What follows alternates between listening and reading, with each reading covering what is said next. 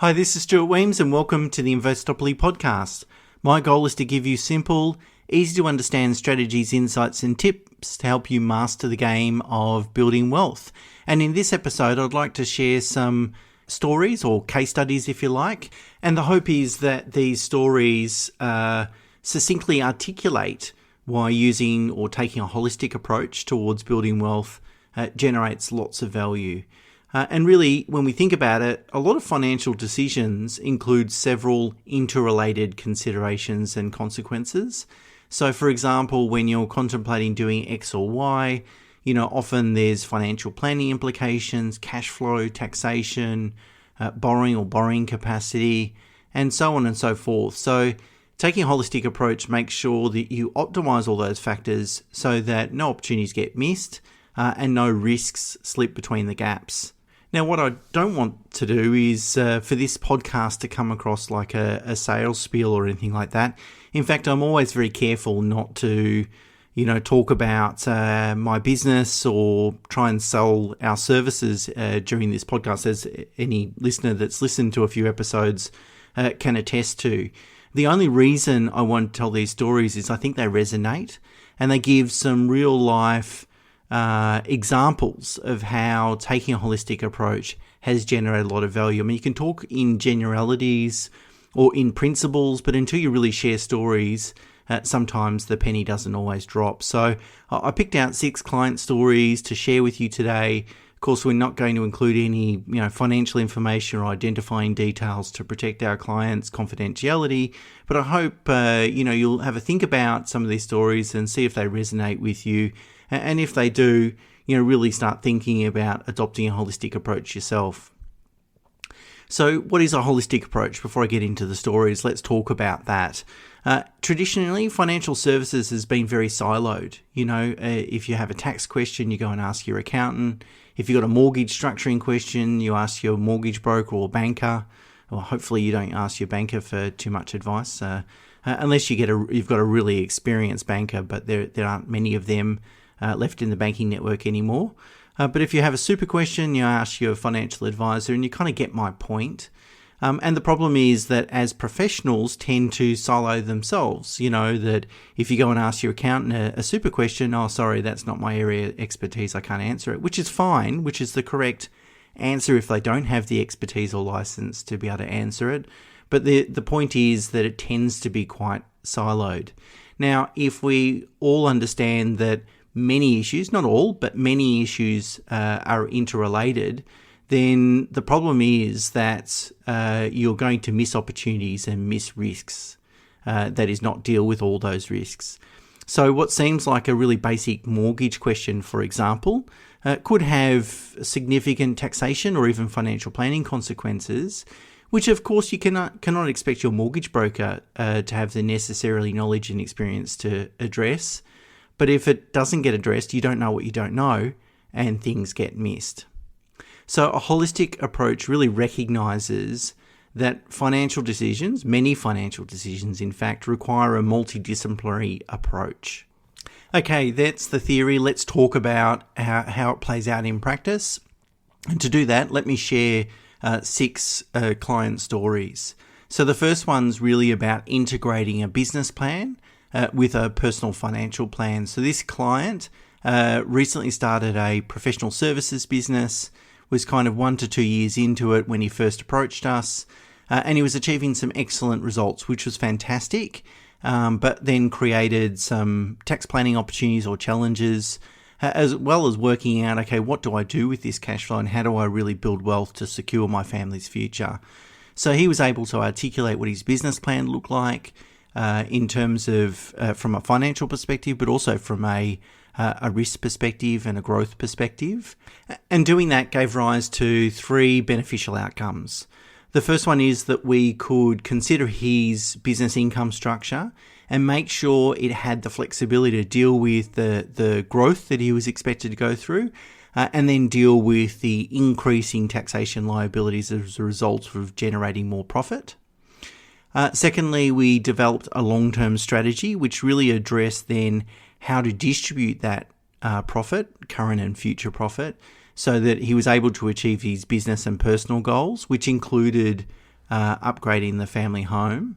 And finally, and perhaps most importantly, we developed a financing strategy that was coherent with the rest of the tax and wealth building strategies to ensure that his plans could be implemented, so that we were going to be able to present a really strong case to the bank to allow him to borrow money and really leverage that higher income. So this sort of integrated approach, if you like, helped him optimize, tax, helped him build wealth, make sure that didn't come at the cost of compromising borrowing capacity. And it's a good example of how a client going through a substantial change, firstly starting his own business and then enjoying a lot of success, can create a lot of opportunities, but a lot of those opportunities are interrelated. Okay, the second one, second example that I want to share with you, which is, I guess, a little bit similar to the first one, is where we try to help clients do both save tax whilst also maximising your borrowing capacity. Look, sometimes you can't do it perfectly well and you've got to find a balance in between those two priorities, but it's really about optimising both. And you'd rather pay a little bit of extra tax to get a lot of extra borrowing capacity, because sometimes being too blind or too focused, I should say, on taxation outcomes can, you cut your nose off to spite your face. So, it's great you save a bit of tax, but if you can't actually put your income and assets to work through borrowing capacity, then it's really not going to serve your long-term goals. Now, the problem is that accountants don't necessarily recognise that fact. And then also they don't necessarily have the information or knowledge on how different lenders will assess different scenarios, and how different lenders attract, or I should say actually different clients should be placed with different lenders because they're more suitable and because of the way that they approach a credit assessment. So, and that's not a criticism on accountants. They're not mortgage brokers. So, of course, they're not necessarily going to know those understand those considerations. But the reality is that you, the client, ultimately want to save tax, but then don't want to jeopardise being able to implement your other plans.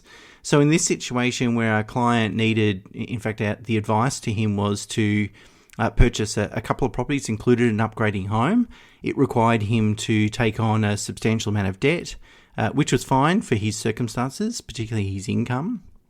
And as a result, our accountants work very closely with our mortgage brokers to make sure that we first identified the right lender for him, and then made sure that we structured the income to save tax, but also to make sure that it wasn't going to create problems with that particular lender in terms of reducing his borrowing capacity.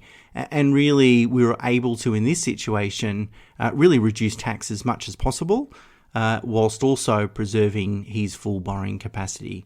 So it's incredibly powerful. And I think when your mortgage broker speaks to your accountant, which is, I don't see it happen very often unless they're on the same team, of course. But when they speak together, that's when you get to optimise outcomes.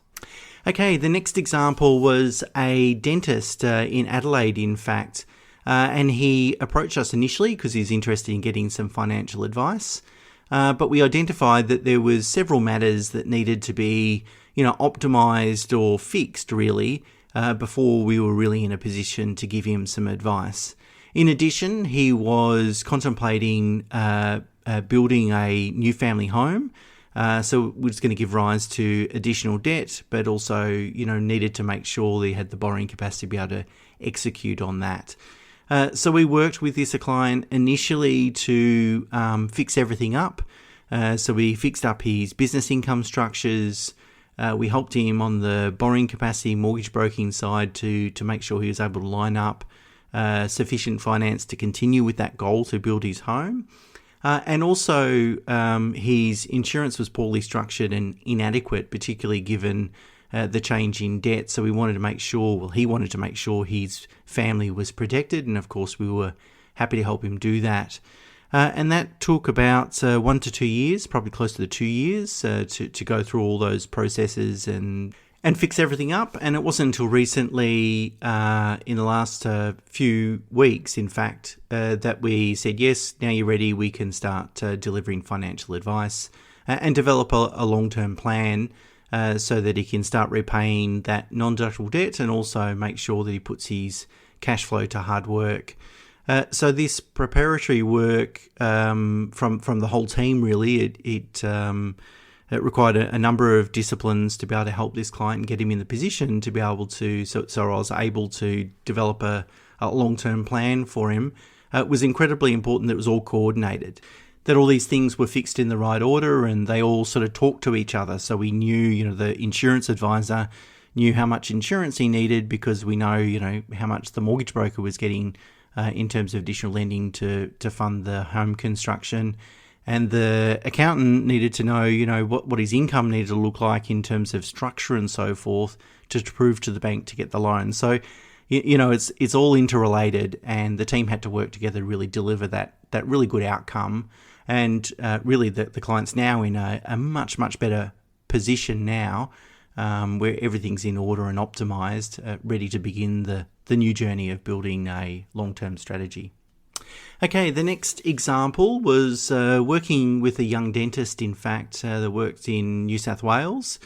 We met her after she only had a few years of experience and was really just starting out, but earning a really good income and very good at managing cash flow. So didn't spend a lot of money, so had a strong surplus investable cash flow. And we started working with her, initially buying investment property, then sorting out super. Then she became a financial planning client after a bit of time. But in the back of her mind was to buy or start her own private practice, her own private dental practice. So in terms of providing financial advice, we needed to make sure that we had, sufficient borrowing capacity and a strong enough financial position to be able to action that opportunity should it arise. So we were helping that client with not only taxation advice, financial advice, mortgage broking, insurance, so really very much holistically. Lucky enough, she was able to find a great practice to buy into. She bought 100%. And we were able to complete the due diligence, the financial due diligence around that purchase, structure the business and so forth, structure the finance for paying for the acquisition, and really provide that holistic advice, except the legal work. Of course, we needed lawyers in order to do that. But it really was a team approach, not only for that transaction, but really leading into that transaction, fully understanding where a client's heading and making sure our advice was going to be congruent with those goals and strategies, so that she was well positioned to take advantage of that opportunity when it arose. And again, I think it shows that holistic approach really does help a person maximise their opportunities and particularly avoid making mistakes. One of the problems in that she could have had to deal with if she didn't get that advice is maybe she would have overinvested during that time. And then she would have found herself in a situation where she might needed to then sell assets, which is, it destroys wealth by doing that. So making sure you've got a long-term plan and executing on it, having the discipline of knowing when to invest and when not to invest, I think is really powerful and really valuable. Okay, the next client example is a retired partner of a global professional services firm. He approached us just when he started retirement. He had a number of different assets, property assets outside super, and a lot of cash and shares inside super. And really, we needed to develop a long-term strategy so that he was able to enjoy a retirement that allowed him to spend a significant amount over the next 10 to 15 years, travel and enjoy it while you can, while you've got the health, and then a lower amount thereafter. So it was important then to make sure that we really understood, how to invest those assets in terms of what risk profile, and making sure that we did so that provided him the longevity, the comfortableness to enjoy a safe retirement, but also still allowing him to spend as much as he wanted to in those early years of retirement. And really, to be able to derive that strategy really required an integrated approach between financial planning and tax, because there was a number of considerations, land tax, capital gains tax, stamp duties, what they call Div 7A loans, so intercompany loans, those sorts of considerations, but also at the same time making sure that, we still preserved enough assets, and then how do we reinvest those assets as well. So it's good we were able to deliver that strategy while optimising as much as possible those considerations. And I think putting someone in a position where they feel comfortable that for the next 10 years they can spend twice as much as they normally would just because they want to travel and enjoy life, and giving them the confidence to be able to do that. I think there's quite a bit of value in that, whilst at the same time, minimising taxation, stamp duties, land tax, those sorts of things makes good sense.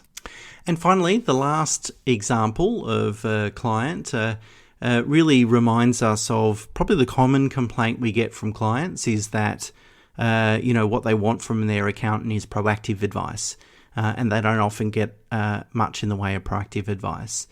So in this client circumstance, our accountants identified that the client had some direct shares in a non-trading company, and as a result of that were missing out on the franking credits, the imputation credits that you get from dividends. And a quick conversation with the financial planning team determined that, hey, probably the best way to solve this problem would be to make an in-specie contribution of these shares from the company into their super fund. And by doing that, wasn't going to give rise to any capital gains tax consequences because they had some carried forward losses. But the benefit was that we moved it into a zero tax environment, being their self-managed super fund, and they were able to enjoy the benefit of their imputation credits, so greatly increasing their income. Now, the benefit here is the client didn't have to be involved in the conversation, until the end, until the advice was formulated, and of course we presented it to the client. But the point is that if your accountant and financial advisor are working in the same team, that's just a conversation that they can have at any point in time. And they can develop the strategy and maximise the opportunity, and then really just present it to you. And our client just had to say, yes, let's do that. And they didn't have to lift a finger or do anything. So it's a good example, again, how you have a collaborative approach that's holistic, on the same team, is going to deliver that value. So there you go. That's 6 examples but really, in reality, we come across at least an example a day where we're able to deliver value to our clients, which is incredibly rewarding. I guess there's a few points to leave you with. The first one is working in the same office just isn't the same as delivering a holistic solution. So it doesn't just happen. Unfortunately, it really is too easy to get focused on the work at hand without really seeing the big picture. Delivering a holistic approach really requires a lot of collaboration, and it's a lot of work. To be honest, a lot of reminder, a lot of systems, a lot of processes, those things that need to be really followed through. And so there is a lot of effort in order to do that. Now, it's easy to say that you do it and harder to actually deliver on it, which is not to say, ProSolution's the only firm that can do it or does do it, but it's something to be mindful of. Just because, we put a financial planner in the same office as an accountant doesn't necessarily mean you're going to enjoy those outcomes that I've spoken about today.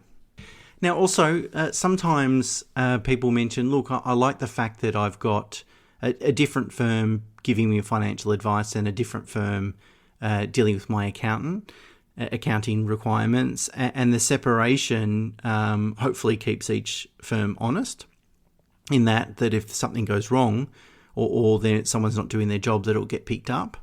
Look, whilst that principle has merit, in reality, unless one of those parties is doing something incredibly wrong, so obviously wrong, unless that happens, it's probably not going to get picked up. It's not likely that a financial planner is going to really go through with a fine-tooth comb a client's taxation returns and vice versa. The only thing that's really going to stand out if someone's doing something, investing in highly speculative investments or doing something like that. So in reality, if you're dealing with a good quality accountant, a good quality financial advisor, having that separation really probably doesn't provide a lot in terms of value. But the consequence of that is that you miss out on that holistic approach, that collaborative approach. I started ProSolution 20 years ago. Over that time, I've only ever had one accountant pick up the phone and speak to me because they wanted to make contact with their client's financial advisor. So that's only happened once. If it doesn't, it's hard enough to get it to happen in the same firm, let alone two external parties collaborating together. Doesn't happen, so that's the consequence associated with that, which is fine if that's what you want, if that gives you lots of comfort having that separation, but just recognize that is the potential cost associated with that. Okay, so just to wrap up, hopefully these stories give you a good indication of the power of a holistic approach, and it's something that we hope to inspire our clients to take on and implement. Of course, the complexity of your situation really determines, or will determine mostly, whether a holistic approach or how valuable a holistic approach will be in your situation. So look, if you're an employee with very few investments, and very simple circumstances, a holistic approach might not provide a lot of value. But if you're self-employed and you have a complex business income structure, for example, then you're probably mad not to employ a holistic approach. So that would be the first comment. Obviously, consider your own complexity and whether this approach sort of suits you. Now, if you don't take a holistic approach and you're using different advisors, then really you've got to understand that the responsibility to, one, identify all risks and opportunities, and two, determine what information is relevant to which advisors and when they need to be informed, all rests on you. Now, unfortunately, a lot of people don't have the skill and experience to identify all risks and opportunities and identify what information is relevant and not relevant. So that can be problematic, and that's why I think risks and opportunities fall between the gaps. But just recognize that there is value in doing that, and if your team isn't taking a holistic approach, then the responsibility rests on you to execute on that fact. Okay, that's it from me for this week. Until next week, bye for now.